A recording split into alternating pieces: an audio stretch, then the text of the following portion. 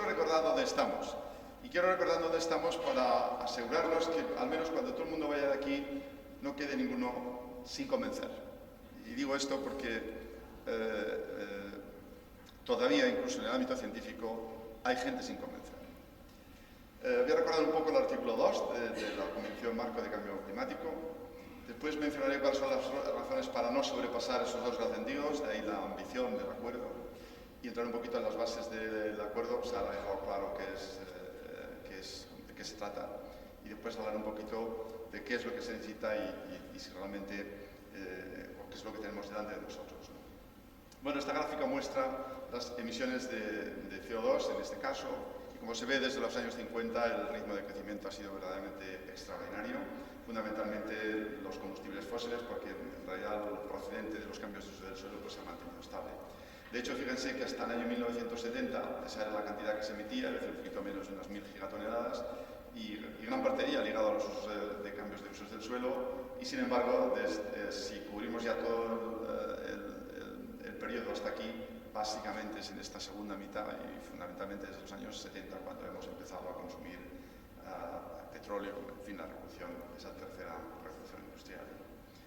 Como consecuencia, la concentración de gases de efecto invernadero ha incrementado extraordinariamente.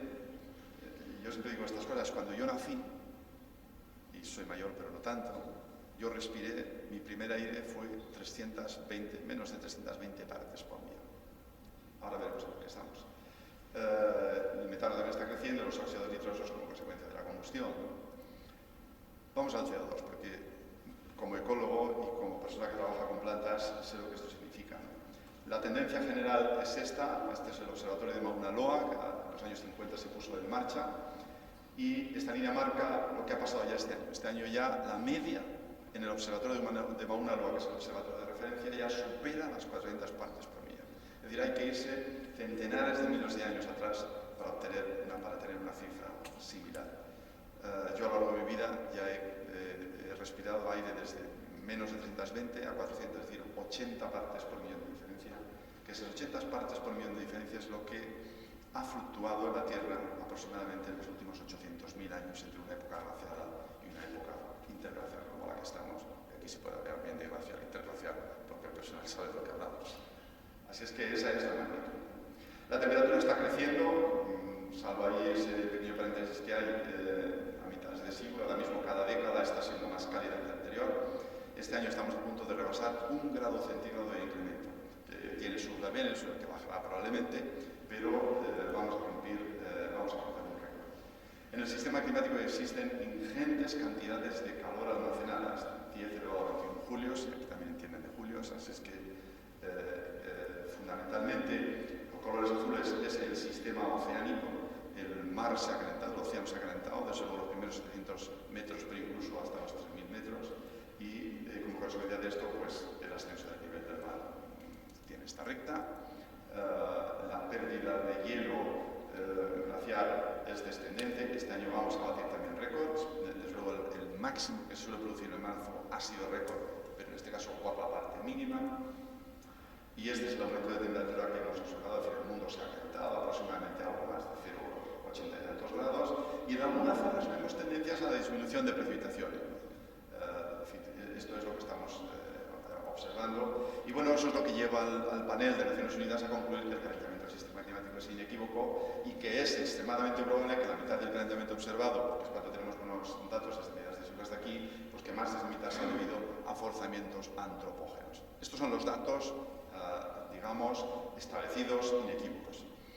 Y esto ha tenido consecuencias, y lo recuerdo porque es una pregunta que mucha gente, los periodistas muchas veces me hacen. Bueno, ¿y cuándo vamos a ver los efectos? No, los efectos los hemos visto a lo largo y ancho de todo el mundo, en sistemas físicos como pueden ser glaciares, cobertura de hielo, escorrentía, en fin, aquí de esto también saben de estas cosas, procesos costeros, los sistemas biológicos, desde luego en los que yo trabajo, ecosistemas marinos, terrestres, cosas como incendios forestales, pérdida de mortalidad de árboles, o en los sistemas humanos, como puede ser el sistema de salud o la producción de alimentos, y lo recalco porque esta es muy importante.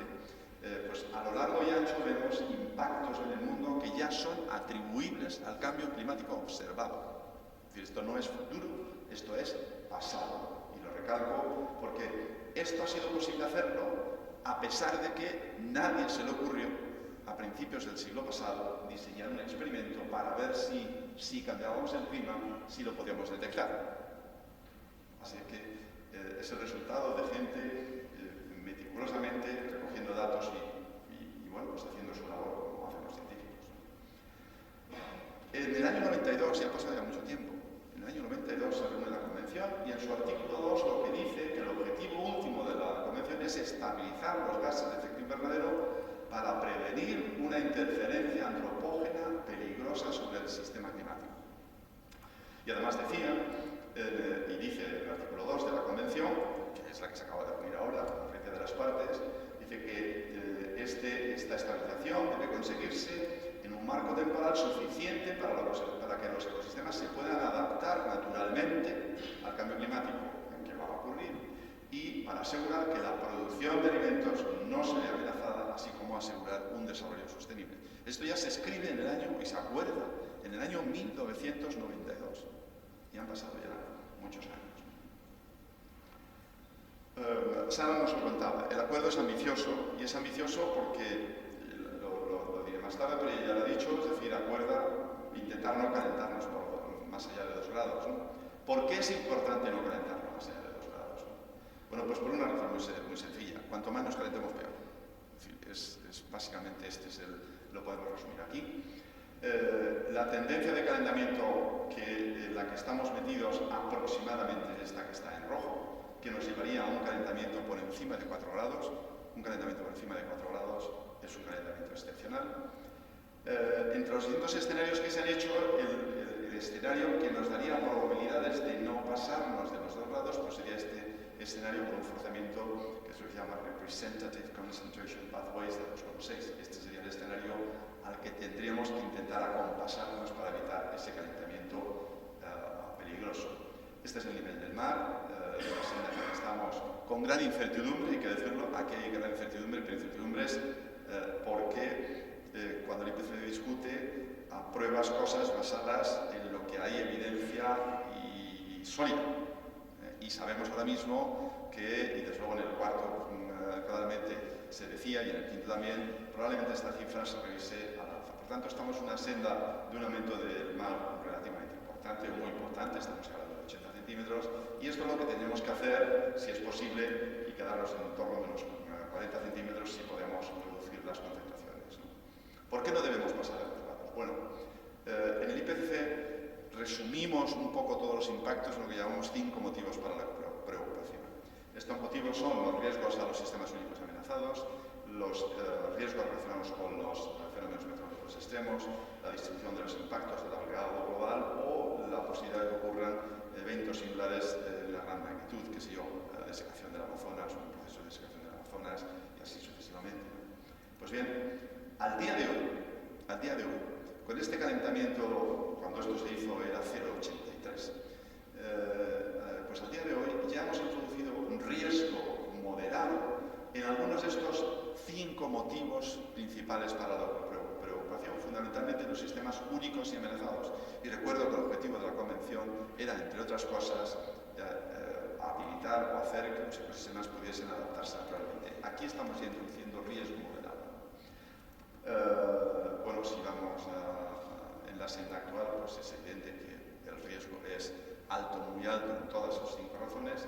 Y claro, quedarnos en los 2 grados, eso es lo que significa, es decir, no empezar ya a añadir riesgo alto o muy alto, sobre todo en el más sensible, que son estos sistemas únicos y amenazados, que hay, pero entramos también en los extremos, los eventos extremos y así sucesivamente. Es decir, como decía antes, cuanto más peor, es gradativo. 2,1 no es 2 no es que es una cifra mágica, pero desde luego la filosofía es de cuanto más peor es importante no sobrepasar. Desde luego, 1,5 grados sería muchísimo más, es decir, prácticamente en algunos de estos motivos prácticamente no introduciríamos riesgo adicional. O sea que la importancia de fijar esa ambición en un entorno de los 2 grados es enormemente significativa.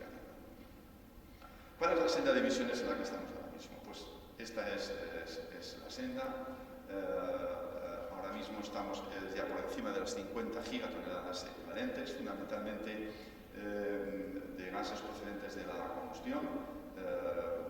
Los cambios de uso del suelo juegan un papel menor, afortunadamente, pero esta es la senda. Es decir, en la última década el incremento ha sido de 2,2% por año. Este año es curioso, bueno, es curioso, ocurre porque están ocurriendo muchas cosas. Este año va a ser el primer año que, habiendo habido desarrollo económico en todo el mundo, es decir, el Producto Interior Bruto ha crecido, sin embargo se va a producir una inflexión en las emisiones. Y de hecho, probablemente este año vamos a tener menos emisiones que en 2014. 2014 ha sido un pequeño pico, es decir, está habiendo una inflexión. Y esta inflexión fundamentalmente está siendo como consecuencia de que China ha usado menos carbón y está usando más renovables. El resto de los países, y aquí que señalo otros países emergentes que están en marcha, esta es su senda de incremento anual. Los campeones somos la Unión Europea, es decir, nosotros estamos en una senda negativa, y Estados Unidos pues está más o menos ahí. Es decir, los que sabemos de lo que se pelea por una palabrita y las horas que significa mover una palabrita, pues sabemos que esto es dificilísimo. Era poco menos que imposible tener a todos los países, estar en la mayoría de los países, todos los importantes. La meta de 2 grados no hay que rebasarla, hay que hacer lo posible por no rebasarla, y bueno, conseguir 1,5, pues como he dicho, sería muy deseable, pero eso va a requerir unos esfuerzos verdaderamente enormes. Es importante este papel diferenciado de los países desarrollados en desarrollo. No todo el mundo ha contribuido igual, y eso, claro, cuando hablas con gente que no vive como nosotros, pues es que eso es algo que se cae por su propio peso, y hay que admitir que nosotros vivimos mejor y tenemos más opciones en todos los sentidos. Es importante que se establezca que hay que establecer un pico y después bajar, porque eso es consustancial a evitar ese calentamiento global. O sea, que esos temas, digamos, es importante. Y es muy importante, efectivamente, no haber cerrado la cosa, es decir, haber dejado esos mecanismos de revisión periódica, porque, efectivamente, esto, en fin, ahora mismo queda muchísimo por hacer, ¿no? Y será en esas sucesivas vueltas, pues que ojalá podamos, digamos, llevar a la cosa en la senda positiva, ¿no? Y es importante también destacar que se acuerda que el balance en la segunda mitad tiene que ser nulo, porque si no es nulo, no va a ser posible. No quiere decir que no emitamos nada, sino que no se emita, desde luego pensemos con las emisiones que hay.